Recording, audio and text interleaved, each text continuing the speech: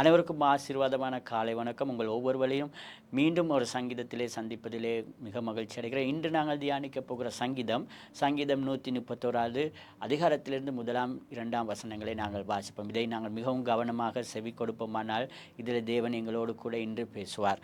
1வது வசனம் சொல்கிறது, கர்த்தாவே, என் இருதயம் இருமாப்புள்ளதல்ல, என் கண்கள் மேட்டிமை உள்ளவைகளும் அல்ல.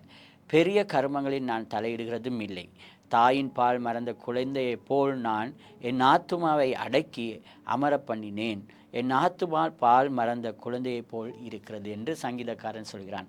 பிரியமானவர்களே, நாங்கள் தேவனிடத்துக்கு எப்பொழுதும் நாங்கள் வரும் பொழுது, தேவனுடைய சமூகத்துக்குள் வரும் பொழுது, அந்த குழந்தைகளைப் போல தங்களை தாழ்த்தினவர்களாக, தங்களை அடக்கினவர்களாக, எல்லாம் தெரிந்தவர்களைப் போல, எல்லாம் காரியங்களும் அறிந்தவர்களைப் போல, நான் பாவி அல்ல, நான் நீதிமான் என்ற தைரியத்துடன் நாங்கள் வருகிறது போல அல்ல, தன்னை அடக்கி கொண்டு, அதாவது தன்னை தாழ்த்தி கொண்டு தேவனுடைய சமூகத்துக்கு நாங்கள் வர வேண்டும்.